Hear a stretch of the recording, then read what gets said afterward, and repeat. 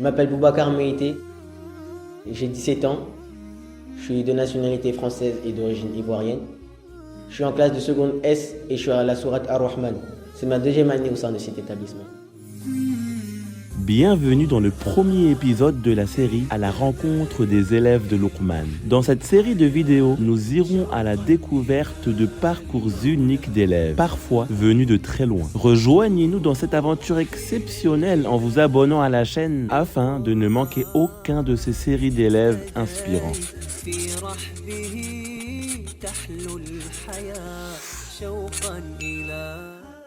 Aujourd'hui, nous partons à la rencontre de Boubacar, un élève de Luqman, qui partagera avec nous son parcours en tant qu'élève. Bonjour Boubacar, j'espère que tu te portes bien. Aujourd'hui, nous aborderons avec toi quelques sujets te concernant en tant qu'élève. Pour commencer Boubacar, peux-tu nous raconter la raison de ta venue au Sénégal? La première raison pour laquelle je suis venu au Sénégal, c'est le Coran. Parce qu'en France, je ne l'apprenais pas fréquemment. Ici, je l'apprends beaucoup plus souvent. Je l'apprends tous les jours. Et en France, je l'apprenais qu'une fois par semaine. Et deuxièmement, je suis venu aussi pour l'enseignement général. En France, l'enseignement était beaucoup plus faible. Les cours, c'était vraiment différent d'ici. Les profs, ils approfondissaient pas, ils cherchaient pas plus. Ils venaient, ils faisaient leurs cours et ils partaient. Alors que ici, les cours, c'est beaucoup plus approfondi, beaucoup plus dur. Et les niveaux des élèves aussi, il est beaucoup plus élevé. Donc ça fait la concurrence, c'est ça qui est bien.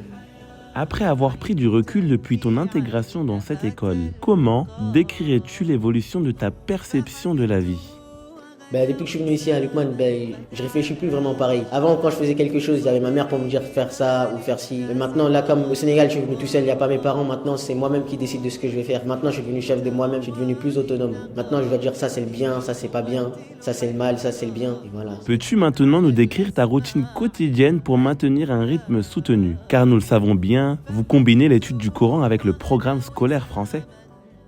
On se réveille à 4h, jusqu'à 6h, on apprend le Coran, on prie. Après, moi, je vais me recoucher. Il y en a certains qui vont se laver, qui se préparent pour aller à l'école. À 7h, on prend notre petit déjeuner. À 8h, on est en cours jusqu'à 14h. Des fois, vers 15h, même, on est en cours parce qu'on nous rajoute des cours parce qu'on est en cycle secondaire, c'est plus compliqué. À 15h30, j'apprends le Coran jusqu'à 18h. À 18h, on prie la prière et après, on descend encore à 19h pour apprendre les cours. On fait nos devoirs, nos exercices, etc. Et après, on va se coucher. La plupart, ils vont se coucher. Moi, je vais pas me coucher parce que, comme je l'ai dit, je suis en cycle secondaire. Les devoirs, ils sont plus longs, donc je retourne encore pour faire mes exercices. Enfoncé dans certaines matières, surtout les matières scientifiques comme je suis en série S, réviser le Coran parce que comme je l'apprends que 2 fois, moi j'ai besoin de l'apprendre plus souvent pour que le matin vers 4h j'arrive à bien réciter.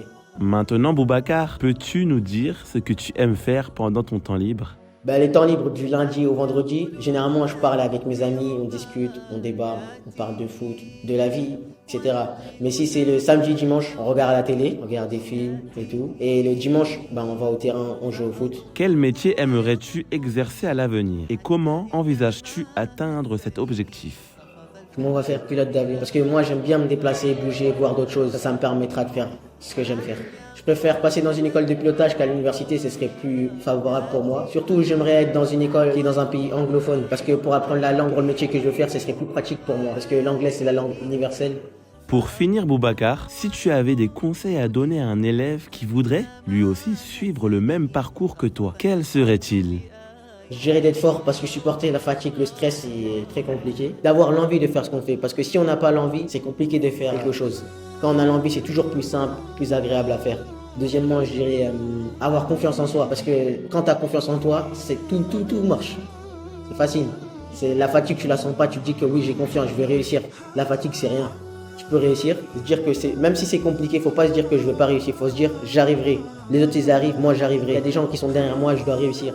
Et croire en soi-même. Faut croire en toi, faut pas douter de toi, faut pas dire ça a l'air dur. Est-ce que je vais réussir? Faut dire que oui, je vais réussir. Je vois pas pourquoi je n'arriverai pas à faire ça.